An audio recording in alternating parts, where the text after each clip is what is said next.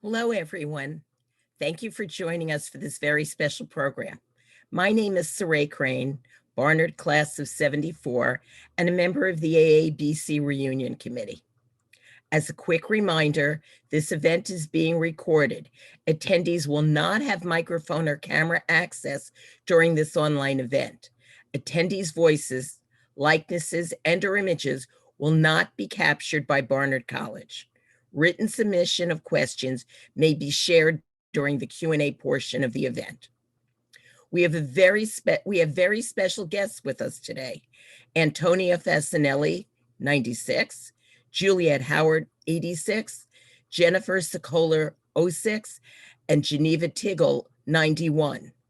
Joining us as the moderator of this event is Umbreen Bhatti, class of 2000, the Constance Hess Williams 66, director of the Athena Center for Leadership.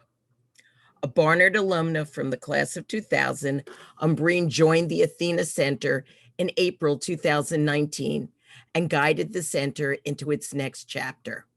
Most recently, she served as director of the Innovation Lab at KQED, the Bay Area's NPR and PBS station. Umbreen also serves on the board of Global Press, a news organization dedicated to reinventing the craft and business of international journalism by recruiting diverse populations of local women and training them to become professional, ethical journalists. Umbreen, I pass it over to you. Thank you so much. So hi, everyone. This is like the strangest reunion, right? That I'm here and I'm excited to talk to all of you and to have this conversation with all the rest of our panelists. If you want to throw your videos on, we'll get to show everybody who you are. But I can't see any of the participants. So I'm just going to shout out some of the names I'm seeing in the attendees, because it's really exciting to know that at least I'm in the same virtual room. So hi, Marcy, longtime Athena friend from our original class. Sharon Johnson, always sharing advice and ideas. It's been really great to be back in this kind of reunion situation. And honestly, the only thing I feel like I'm really missing is that Connie Hess Williams, who has been an advisor to Athena for all of this time, class of 66, doesn't get to be in this reunion panel. So just saying hello to all of you and welcome. So let me tell you a bit about these illustrious panelists. And here's what I'm going to say is that there is so much to say about them that we're going to drop their bios in the chat, but I'm going to highlight a couple of things that stood out to me. So depending on where folks are on your screen, you'll see Antonia Fasanelli. Antonia has a long career in advocacy for the homeless. So she's currently the executive director of the National Homelessness Law Center, was previously the executive director of the Homeless Persons Representation Project, and before that was an attorney at the Washington Legal Clinic for the Homeless. So much experience in that space. I'm really excited to see what we can dig into there and just hear a lot about her career and her work since Barnard. Somewhere on your screen, you'll see Juliet Howard. So Juliet is a judge. So Judge Howard sits in the New York City Housing Court in Kings County. And fun fact, she and her wife, Norma Jennings, also a judge, are believed to be the first married same-sex couple appointed to the same court in New York. I love that. Julia also has an MFA in creative writing. Her career involves, publishing poetry, and she's also a curator of Women Writers in Bloom Poetry Salon, which is a monthly New York-based literary salon series now in its 10th year. If any of you have built anything that's lasted for a while, 10 years is a long time to keep a group meeting and going. So that's amazing, Juliet. So after that, I'm going to point to Jennifer Sokoler, who is currently an associate White House counsel. So thank you for making it from back-to-back meetings, I'm sure. She was previously counsel to the Foreign and National Security Policy team on the Biden-Harris transition, which she did while she was on leave from O'Melveny and Myers, the law firm. Previously, during the Obama-Biden administration, she served as an advisor to the U.S. ambassador to the UN, Samantha Power, and held a couple of clerkships before that. And then Geneva Riley Tiggle has been a social worker for 25 years in community behavioral health services. So began her career as a clinical social worker in community mental health practice, and has now been leading national quality oversight for improving behavioral health clinic treatment quality. So really exciting really exciting experience here. And I just am so happy to be able to have this conversation. So the first thing I want to ask all of you is that we are here for this panel that is alums in public service. So what does public service mean to you? Anyone can jump in. Antonia. All right. Hello, everyone, and good afternoon. I come into the public service space through social change work. And so public service very much means changing the laws and policies that are contributing to the injustice of homelessness in our society. The work that I've done over the course of my career, including in my current position, is very much to protect and defend the rights of people experiencing homelessness, but it's also very much movement-oriented work, which means creating space and lifting up the voices and ultimately the power of people who have experienced homelessness to achieve real change, which is ultimately gained through policy change. Juliet, how about you? Sure. I would say public interest for me has really meant giving back to community. From early on, really right after Barnard, when I went to law school, I sort of had this desire to kind of serve community, to be able to give back. And it's something that I've pretty much done consistently all these years.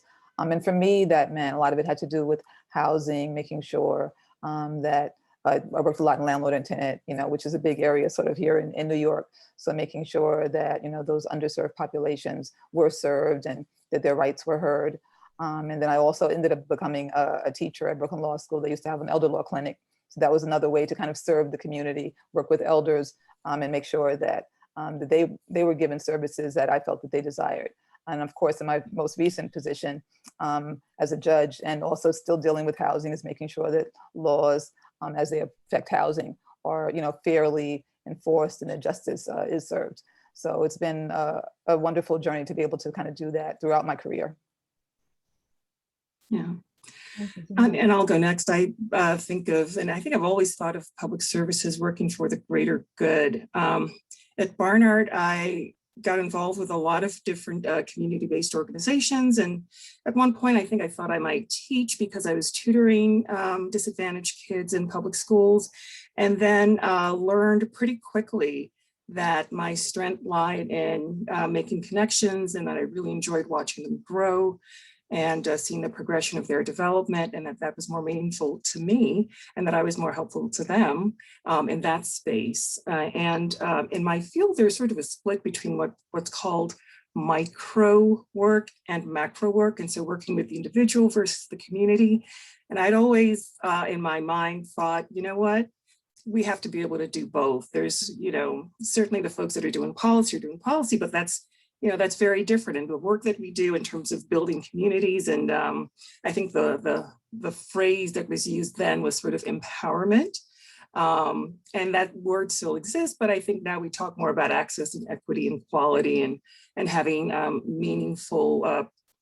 helping folks to have meaningful lives in however that manifests. So I'm now at a point in my career where I've really bridged that gap between the macro work and the micro work.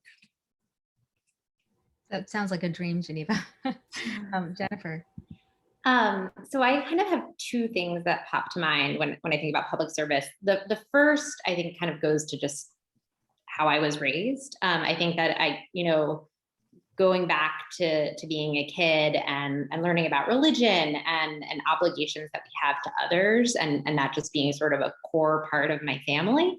And then another thing is just a dear Barnard friend whose sort of life motto was to always leave your campsite cleaner than you found it.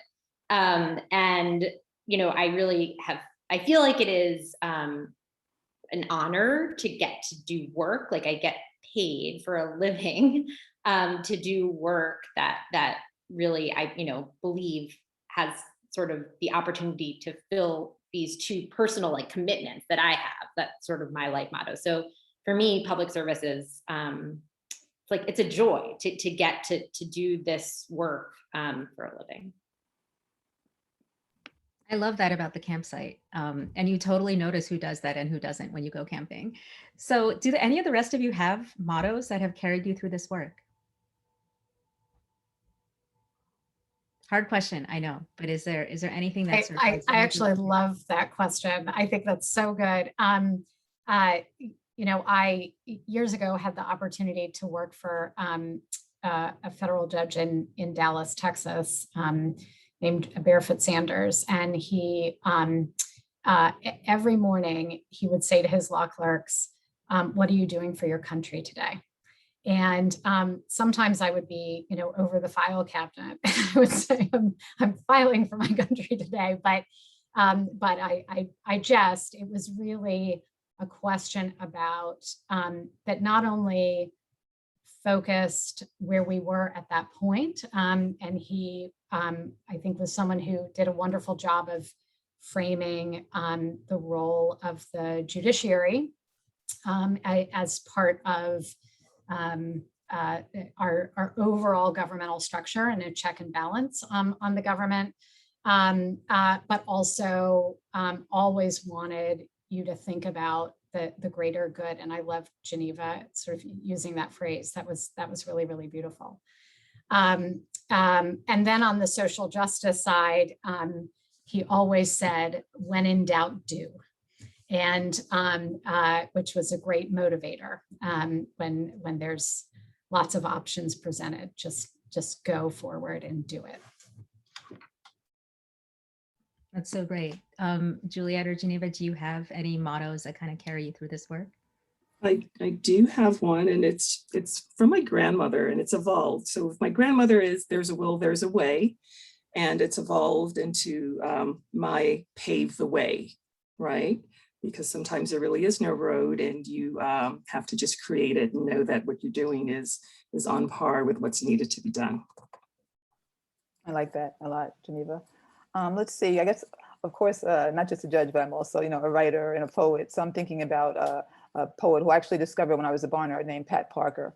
And she talks about bringing all the different parts of yourself to the table. And the quote that she had might be a little bit off, you know, but it says something to the effect of, "The day that I can bring all the parts of myself to the table, we'll have what we call a revolution." And so I try to kind of show up, or every part of myself, no matter where I am, whether I'm doing a poetry reading, whether I'm on the bench as a judge dispensing justice, whether I'm, you know, curating a community group. So I think that's something that really I try to do, always kind of bring all those parts of myself, let them all show up. And that's something I think I probably learned early on at Barnard, to acknowledge all the parts of ourselves and to celebrate those parts, even the difficult, complicated parts. I love that, even though as I sort of personally grapple with how much of myself I should really bring. So I think that's probably something we've all had to think about. And I'm going to ask a question about that in a second, but I can't miss the chance to share one of my favorites, which is that it was so exciting for me to learn that Toni Morrison gave the commencement address in 1979, which just felt sort of momentous because it's my birth year. And in that commencement address, she said the function of freedom is to free someone else. And I think about that all the time. And the other thing I think about is the function of racism is distraction. And so those two paired have sort of helped me navigate this space. So Antonia, I want to go back to something you said, because I think it sort of struck something in me. And that was the kind of what are you doing for your country, right? And there's a spirit of patriotism, I think, in all of in public service. And yet you can't miss that so much of what we're doing is in broken systems. And so how do you reconcile this feeling of I represent something and I'm part of something, but also I agree with you, it's totally messed up. Or how do you sort of it's like Jennifer, we love our country and we also see where it needs to do better. How are you grappling with all of those things in housing court, in social work, working with the homeless, working in the White House? How are you doing that?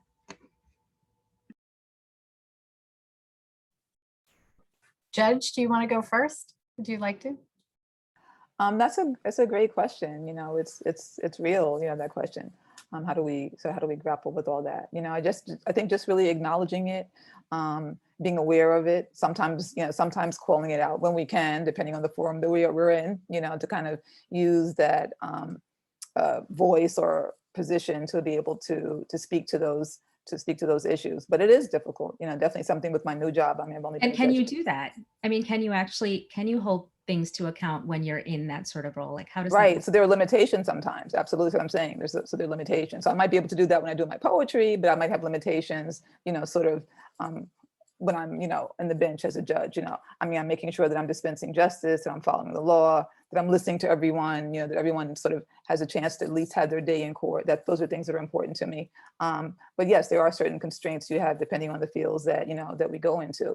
And so it's kind of like this balancing act. You're absolutely right. You can't do work in the space of ending homelessness without acknowledging the injustice of homelessness and the causes of it. Given my age, I actually remember a time when there wasn't the mass homelessness that we have today. I grew up in Washington, D.C. I actually came into this work both because I had a family member and a very close family friend who experienced severe mental illness. And one of them, they were both homeless. One of them was homeless on the streets, and the other one bounced from couch to couch and home to home, sort of for anyone who would take him in. And they both died of their illnesses. And so that perspective that they died of those illnesses without the ability to rent a home of their own, without the ability to get the health care and the mental health care that they needed in order to survive in our country, really serves as the underpinning of the work that we do. And certainly why I ended up getting into this work. But it's really important to recognize that mass homelessness was really caused by federal government policy to defund housing and supportive services, primarily for persons of color, that these were very racist decisions. And they sort of had the tangential effect of hurting people who had experienced mental illness or white family members, but they were intended to hurt families of color.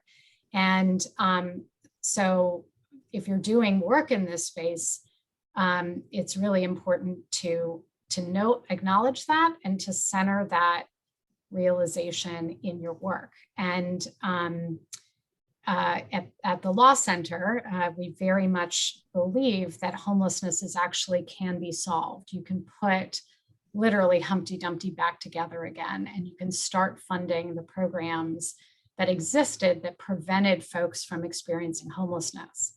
But in order to do that, there has to be the political will to do that.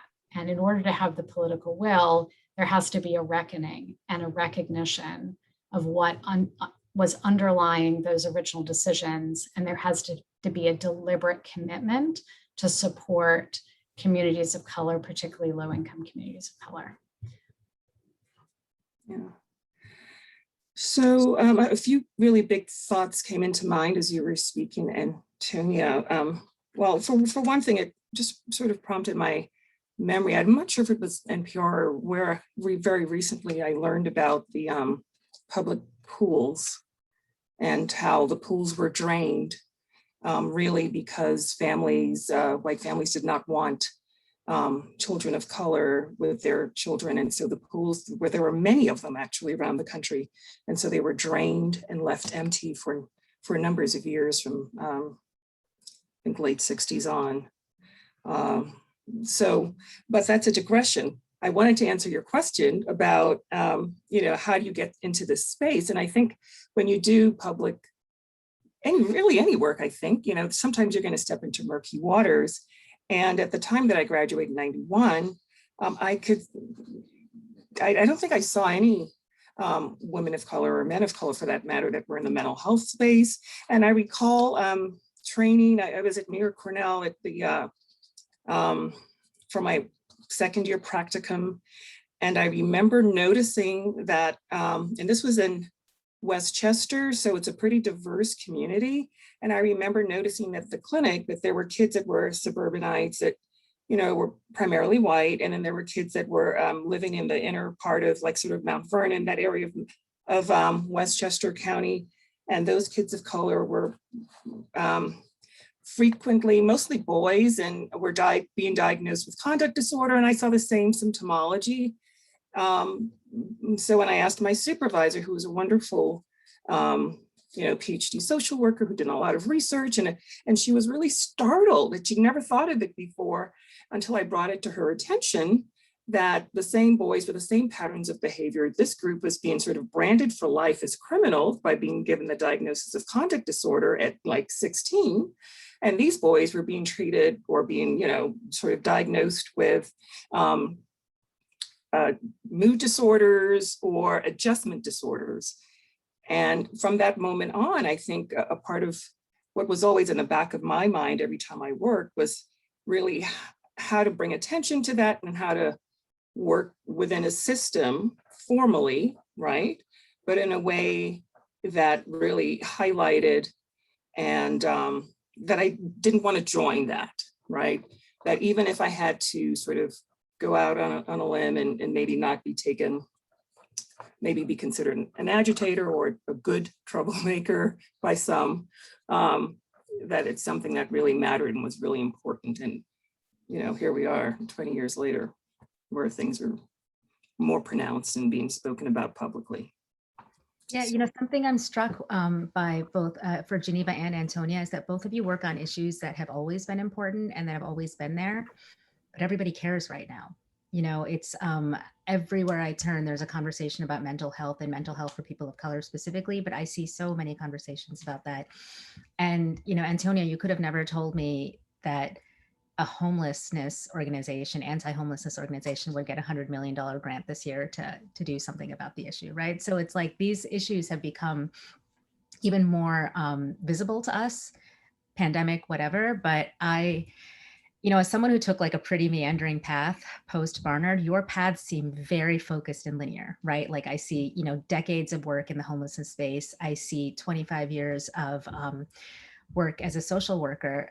Are your paths as linear as they seem to me, or were you as focused as it looks like, or were there sort of like pivot moments or things that changed things for you along the way? I was pretty focused. I think this work for me, was really hit me in my core very, very early on. And so, but what I will say is that my time at Barnard really helped me to focus the ways in which I wanted to address the work. And I really had the great opportunity to get involved with community impact while I was at Barnard, and a wonderful program of community impact called Harlem Restoration Project Childcare,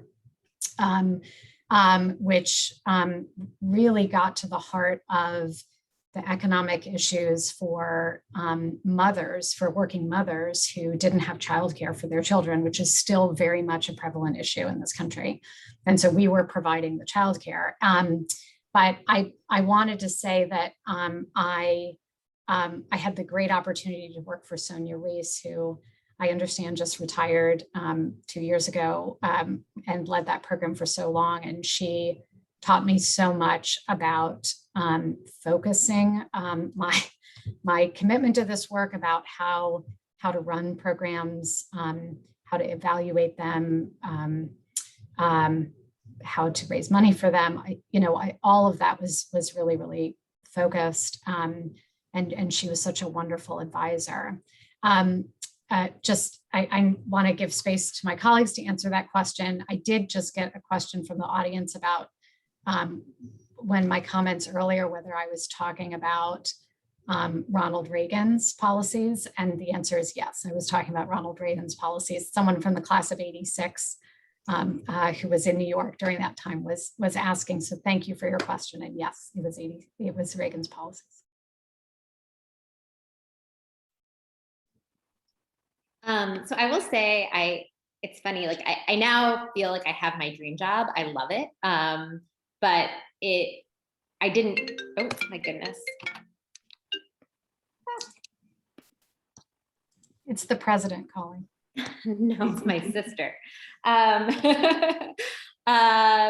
So, but I don't think I didn't know this is where I was going to be when I was at Barnard. I was very interested in government and politics, but I thought that I just wanted to be an impact, like litigator. Like my hero was sort of like Ruth Bader Ginsburg. I wanted to go work at the ACLU and do impact litigation, which isn't totally far off from what I'm doing now. But I think sort of the process of deciding I wanted to work in government rather than be outside of government was a bit of a shift. And I think there were just, a couple of key moments that it sort of clicked and it happened.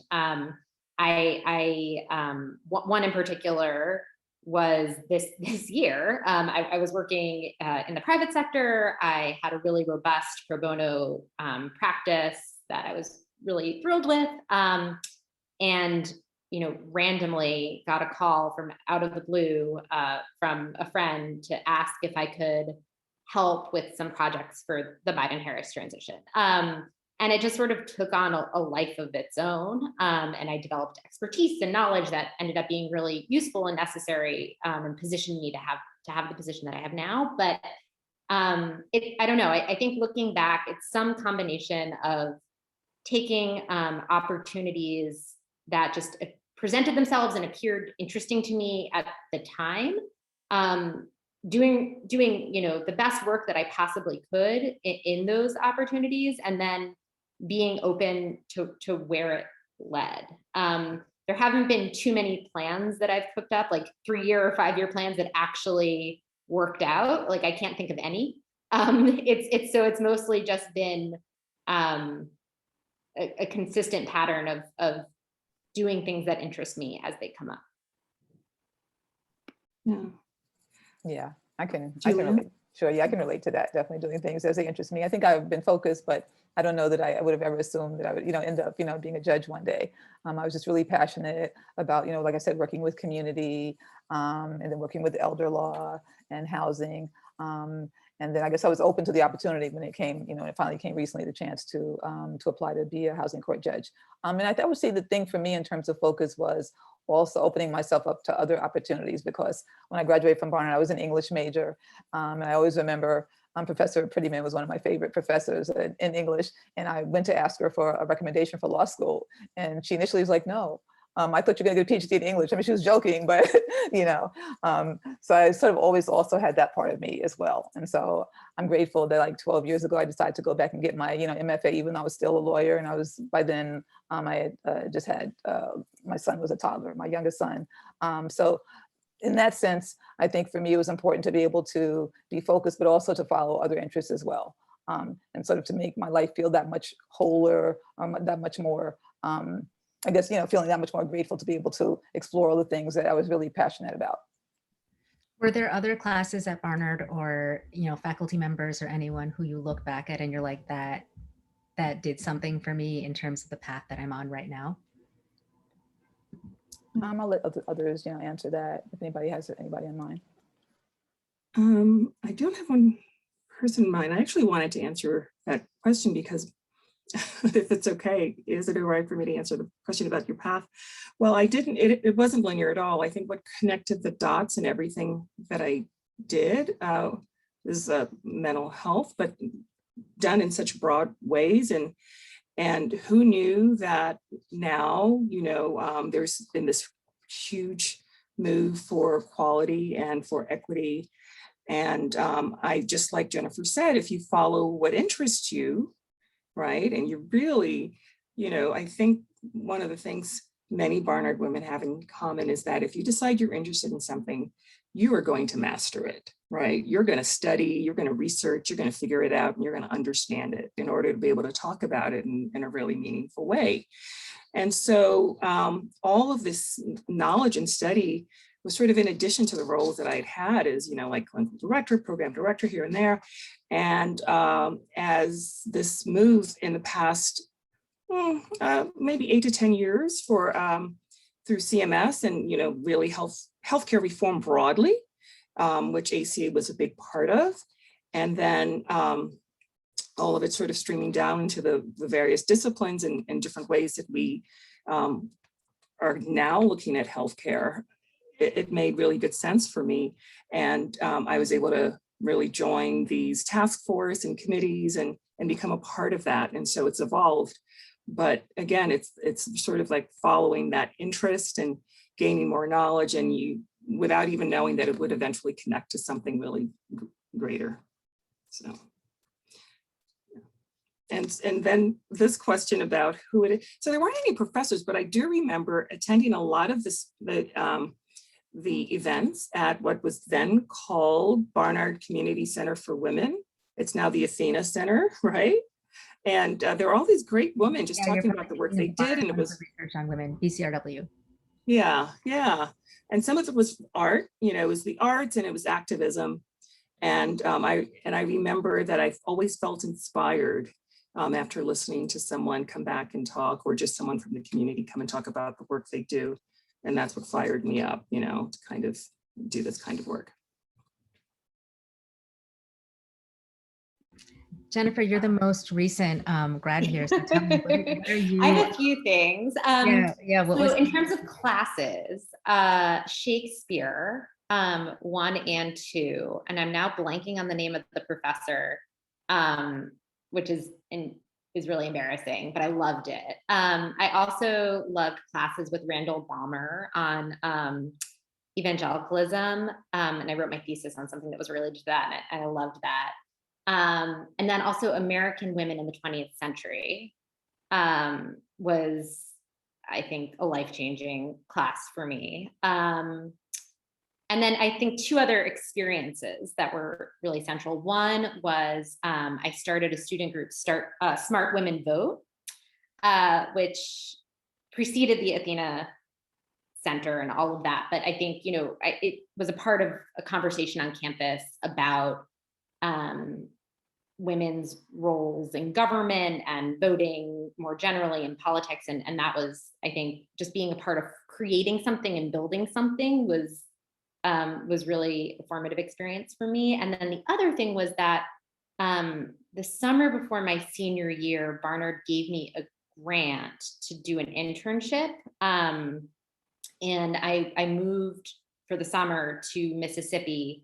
And I interned at the William Winter Institute for Racial Reconciliation in Oxford, Mississippi, and had the opportunity to work with a group called the Philadelphia Coalition, which was this group of citizens from the town of Philadelphia, Mississippi, that were organizing a variety of activities surrounding the anniversary of the murder of 3 civil rights workers during Freedom Summer.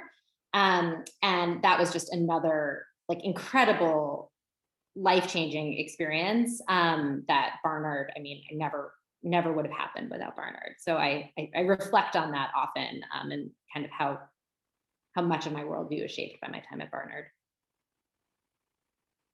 Is that true for the rest of you? Do you feel like so much of it has been shaped by Barnard? And if not, it's cool, but I'm just interested, how would you link that time to where you are now?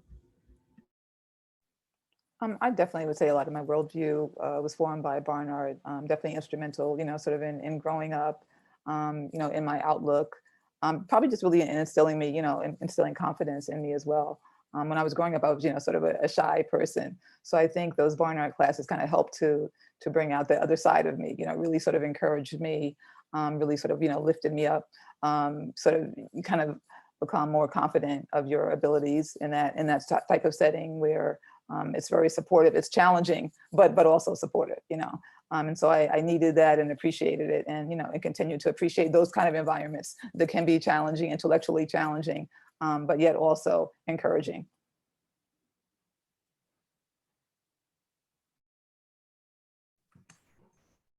Absolutely, Barnard definitely stamped my life in such a way that I think, if it were feasible for me to walk around in like a Barnard sweatshirt every single day, I would. And every chance I get, I do tell young women to consider schools, single gender education. But I think seeing women in leadership and being told in so many ways, explicitly, implicitly, viscerally, again, every single, you're just sort of immersed in leadership. And even if that's something that you think, oh, I'm not, that's not me, by the time you leave, you are a leader. And I think everything that we do, we talked about situational leadership and, titles and I just can't imagine someone leaving and not being a natural leader, regardless of their title or their role in their organization. That's I absolutely my feeling. And Judge Howard, the last word you said was encouragement, and I that so defines my experience at Barnard. Just I actually came into Barnard.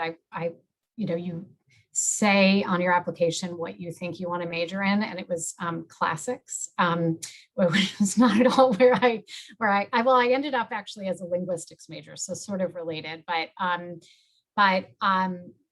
in making that change so encouraging. I loved linguistics, and the chair of that department, Joe Malone, was just the most encouraging professor, and very social justice oriented, even though his focus was linguistics, which was huge. And so I too, Geneva, I agree. I share that with anyone willing to listen, that it's one of the most supportive places you'll ever be in your life. And that has carried forward actually in networks. And the first job I had out of Barnard was actually at the organization that I run now, the National Homelessness Law Center. And I was in AmeriCorps Vista for 2 years. But the organization was founded and run by a Barnard grad who founded it at the end of the 1980s. And so it was a relatively new organization when I came to it in the mid-90s.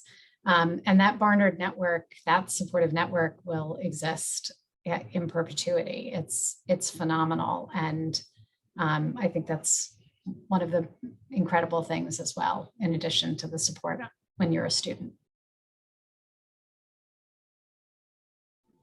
So we're getting some great questions in the chat, and I want to be sure to ask them. And I also just want to encourage anyone who has a question to put it in the chat, because I could ask questions all day, but I'm really excited to hear what the 50 or so people who are here are thinking. So here's a question definitely for Jennifer, as well as the rest of you. So if you've worked in both the public and private sector, as you have, can you talk about how your experience in the private sector did or did not influence your skills and approach in the public sector?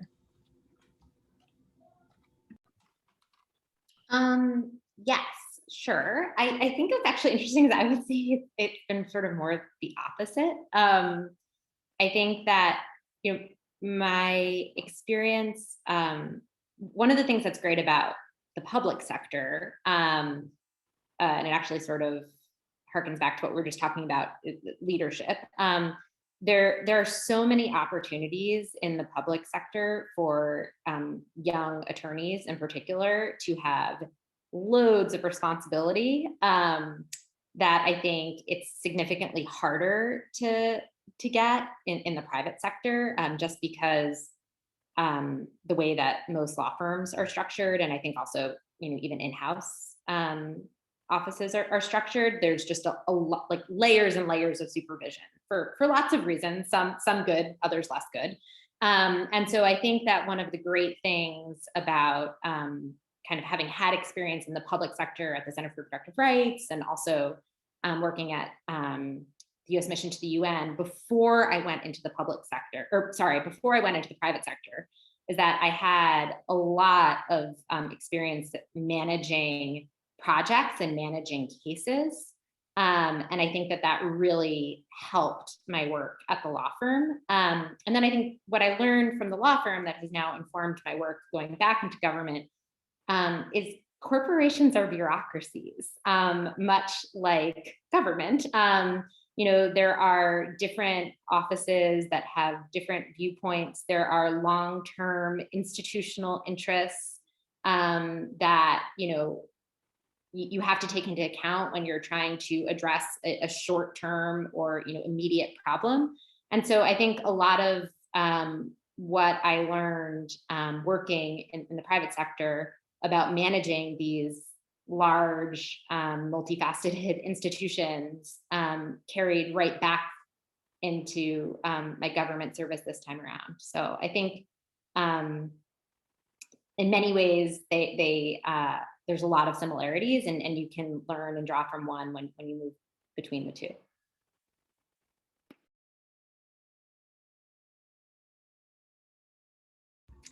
So here's another question that I am getting in the chat, which I think is really interesting. We do have alums outside the US, and so they are curious about how you feel about working in the public sector and how you think things will change with the recent change in administration.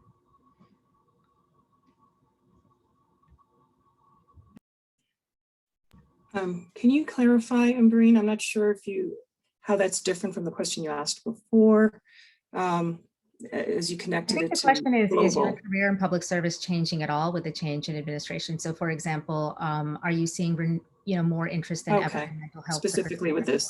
Or that kind of thing? Or is the conversation different? You mentioned earlier that there are changes in the way that we talk about things now, language that has shifted. So I think it's really like in the last year or so, last 6 months, are you seeing some changes? Well, I will say, and it looks like someone else is putting something in the chat sort of related to this, that there are some really exciting things coming out of the new federal administration. This is the first federal administration to talk about a human right to housing. That is a game changer. We are about to have the first congressional hearing on a human right to housing. That's a game changer. One of the things that came along with Reagan's policies that I was talking about before was a framing, the fake justification that his administration used for those to defund housing and other policies was that there were people deserved of housing and people not deserved. And that was not just for housing, that was for education, that was for healthcare, that was that dichotomy between deserved and not deserved. And a human rights framework changes that. And it recognizes that we need housing to survive. And so that's hugely different. We've seen the president undo a lot of the oppressive policies of the previous administration when it came to transgender rights, particularly transgender right to equitable shelter, safe and equitable shelter. I could go on and on. So I would say that there's a lot of hope. There is a huge amount of work to do. But I would say yes, that there's a lot of hope. And I think there was a related question, would I run for office? Well, I just took a new job 2 months ago, so I'm not running for office, but I would encourage any Barnard graduate to run for office, absolutely. Come by Athena if you're interested, we'll talk to you. Yes. So yeah. So I noticed a question about, I don't remember, it was on this, I don't recall who asked the question, but it was a question about the arts and the arts in the space of service and activism. And I think it's absolutely important that artists, I think artists reflect very frequently what we're going through and thinking about, and sometimes make it easier for us to see. I mean, what would we have done without the wonderful work of all the photographers in the past year while we were at home and they were showing us, what was going on in the world. At some point I was involved with theater, which I think all of these things, the poetry that Judge Howard is involved with. There's just so many ways to really speak to our souls, which at the end of time, right? When our time is near an end, that's kind of what we focus on. So the work that we've done speaks to our souls, right? And if we're fortunate that it's art, then that's even better because it's compounded, right? Because this art is very soulful and you're connecting with so many people through your art. But then the work that we do, if it happens to be administrative or judicial or advocacy, that also, is someone's passion. And so I don't see things. I've always, I mentioned the schism, right, in the work, and I just see things really integrated. Like there's a real need, and it's really meaningful if you're really fortunate if you're able to do that. If you're able to sort of integrate something really beautiful and soul moving, soul stirring with something that's, advocacy based or activism based, and because that's how people connect. They connect emotionally to the issue, and the arts help them do that. So. Yeah, I'm seeing that question and just realizing I wasn't seeing all of them. And this question about, what do you think of people who serve the community in ways that support the arts or culture or history? One thing I've been really struck by since the pandemic is the role of artists in helping us imagine what is possible. And so we've been in this moment in which there's a sort of more widespread agreement than ever before, at least that I'm seeing, that things don't have to be this way. That things that we didn't think were possible happened in like a week, right? Or a couple of days or whatever.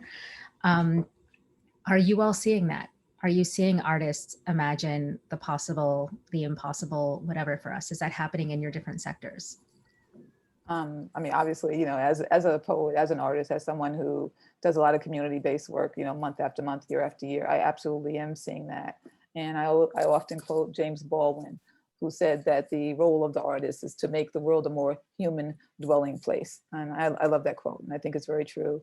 And I think artists are speaking, I have a history of speaking out. It's not something really that's new. Maybe more attention is being brought to it, But I think traditionally artists are sort of the bellwether, are the ones who really speak to what's happening, are speaking to the changes that are needed in community. And even, more so now, I would say.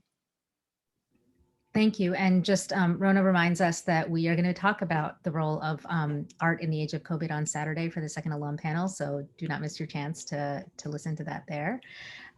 So there's a question as well that I want to pass to all of you, which is, has the public or nonprofit sector changed in any way since the pandemic or due to the pandemic?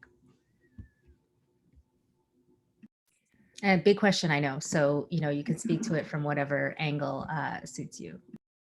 Yeah, I feel like definitely, along with the rest of the world, right? It changed and is changing, and we're not sure quite where things will land, but I see it as, I don't see it as restricted, right? Okay, so there are some cases where it's financially, things have been difficult and so services have been cut, but in terms of the work and the possibility of how we do the work, I think it's expanded in nonprofit. Certainly it's expanded, and being able to collaborate with so many others more easily.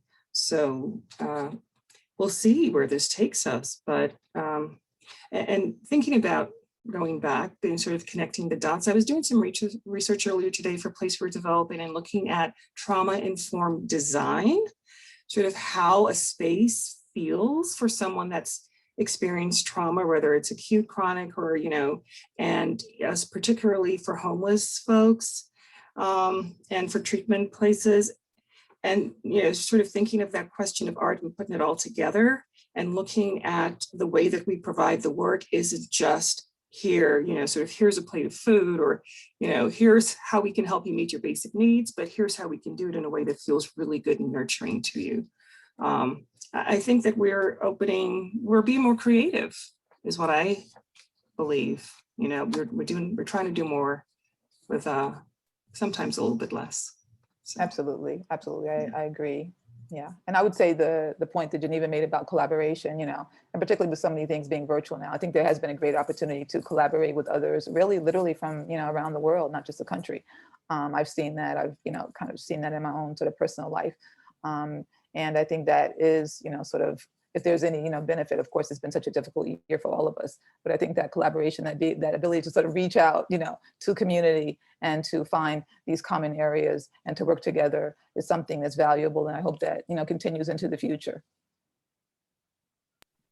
Yeah, I mean, I think it's totally changing government the way we think about government in a lot of different ways, right? I think, and I'm speaking in just in my personal capacity here, but just the reliance on what the government has to say about health and safety. I mean, it's always been there, but I think that it's really been acute how important that is over the last year in a way that I think, I probably took for granted. And I also think it's changing the way we do government, and that there are all of these opportunities that were probably present a year ago, but they were less visible because we didn't need to be looking for them. So like kind of how can technology make certain services more accessible? How can we have a government that's based in Washington, but is available to citizens across the country? So I think there are a lot of really interesting lessons from this experience that will shape how we move forward in a lot of ways. So final thoughts from all of you. What's something you want to leave your fellow alums with before we wrap and I pass it back to Saray?